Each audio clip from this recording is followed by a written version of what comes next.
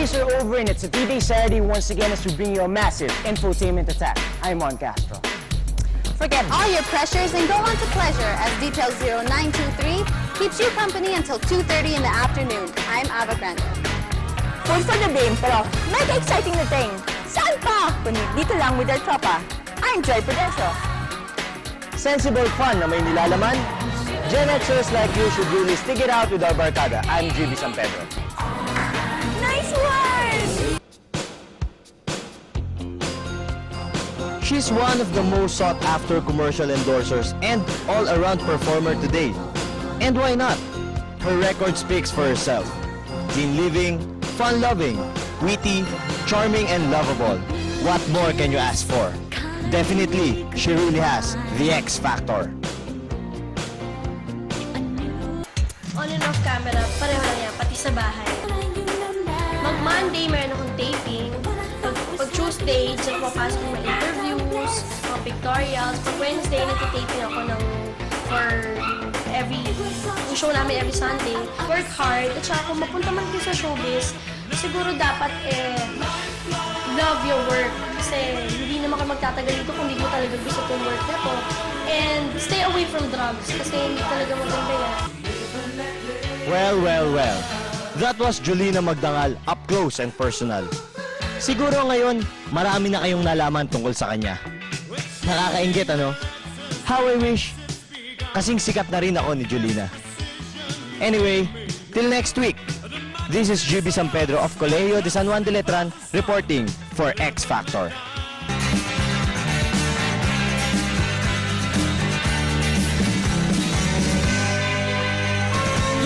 Tayo kay Quattro, biniyak sa pagpapatahan kay Elboy. Pero ngayon, iba na ang gimmick na ito ni Boy Wonder. Sa inyo, si Oni, pa-teatro na lang. Hanap talaga si Oni, ano? Pati theater, pinasok na. Sa inyo. So, Oni, tell us naman, why did you decide to enter stage plays? Para sa akin kasi being an actor in the movies, nasubukan ko na rin ng television. Para sa akin siguro as an actor, ultimate satisfaction para sa akin yung maging stage actor din. Kumbaga that's the ultimate dream of an actor to be an actor for stage, movies, and television. Ano naman pagkakaiba nito sa movies and theater? Malaking pagkakaiba dahil sa pelikula, pagka kinlosapan ka na ng camera, bawat galaw ng kilay mo, bawat galaw ng mata mo, kahit na yung eyeballs lang gumalaw, minsan naiintindihan mo na kung ano yung gusto niyang iparating, no? Kung malungkot siya o galit siya. Pero sa stage, pagka yung mata mo lang ang ginamit mo, nagalit ka, pagka kinulot mo lang yung noo mo, yung nandun sa likod, hindi niya malalaman na galit ka. So kailangan, magalit ka, talagang pakita mong galit ka, talagang pati katawan mo, kailangan umacting na galit ka. Tell us naman about this play and what's your role here? Here in this play, marami na kasing gumawa ng Ibong Adarna eh. But ito medyo na iba dahil merong present day. No? Parang isang office na nagpo-produce ng mga plays. Yung pinaka-boss nila gives Mark De Los Santos the task of writing the script of Ibong Adarna. So when he dreams of it, kami na yung lumalabas. And then we give also highlight, aside from the story, you know, ina-highlight din namin dito yung love life namin. Do I have regrets? Yeah. No. If I was given a chance to live my life all over again, I'd probably live it exactly the same. Ako kaya, papasa kaya ako sa theater? Masubukan niya. Saan ba si Direk?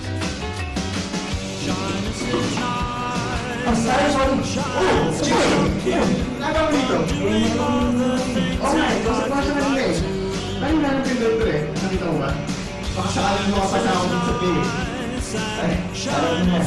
Oo. Hindi pa rin eh. Ikaw, ano ba ito? Oo, parin. Ba't mo napili yung stage plays na para gamitin medium sa pagdidirect? Dala rin kasi ng matinding pang nailangan. Hindi kasi before, I tried na rin kasi ang pag-arte sa stage. So, parang ibang ibang area naman sa pag-theater. So, ayun, trinay ko ang mag-direct. part yun. Anong treatment ang plano mong gawin dito sa play na to? Actually, medyo ibang klase itong version ng Ibong Adar. Actually, sinulat ko rin kasi itong Ibong Adar na to. So, ang dating nito parang may twist siya sa present day.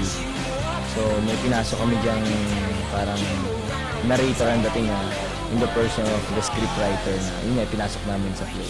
So, ibang klaseng ano to. Kakaiba. So how was it working with Lia? No? Hindi.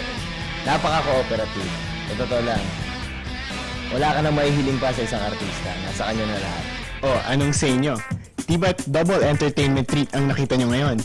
Movie Doms Ninyo Mulak testing the waters of theater. Directed by our very own GB San Pedro. So, paano ba yan? Kita-kits na lang po muli tayo next week dito sa E-Files. This is Alvin Diaz of FEU reporting. Like, I didn't know that GB was a writer-director. GB, kunin mo akong leading man sa Villa Teatro. Not. But I could do better. Could not. Could too. Could not. Could too. Could not. Two. Could not. Could two. Not Could that. two. Not. Time out!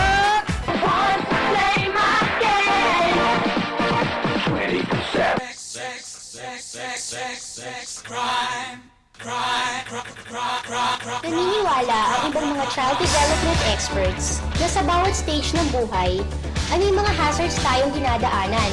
At once nalagpasan natin ang mga ito, isang step na to towards maturity. Pinakamahirap nga daw yung sa ating mga teenagers. Kasi, we're neither here or there. Para bang, hindi na nga tayo mga bata at hindi pa rin naman tayo mga adults. Isa nga sa mga debates ngayon ay yung sex education. Kita niyo kahit ako, nabibiyak. Sa tingin niyo ba dapat bang magkaroon ng sex education sa mga schools? Para sa akin, okay lang.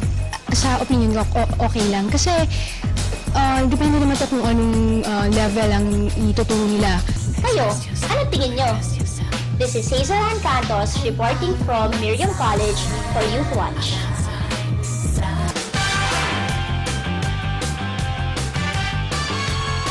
Trends come and go. Ang mga uso ngayon, maaaring laos na bukas. At ang mga kabaduyan naman noon, maaaring fad bukas. Nag-research ang details.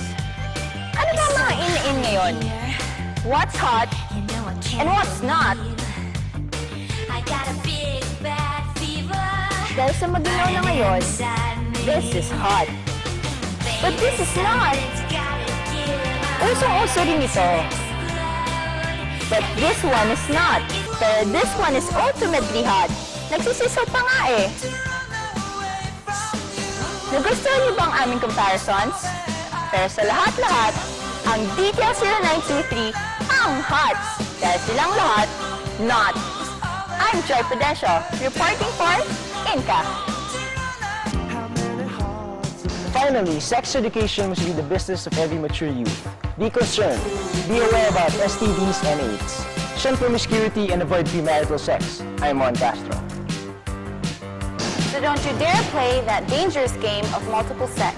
There are no winners here, only losers. I'm Ava Grande.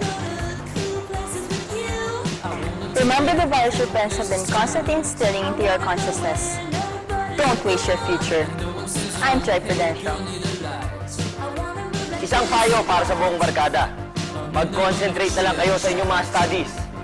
Abstinence is the best protection. I'm GB San Pedro. Hey, but guys, cheer up. See you again next week right here on Detail 0923. Let's go home. That was so great. Nice job, guys. Yeah, well. As I walk through the valley of the shadow of death, I take a look at my life and realize there's nothing left. Cause I've been blasting and laughing so long that even my mama thinks that my mind is gone. But I ain't never crossed a man that didn't deserve it. Me be treated like a punk, you know that's unheard of. You better watch how you're talking and where you're walking, or you and your homies might be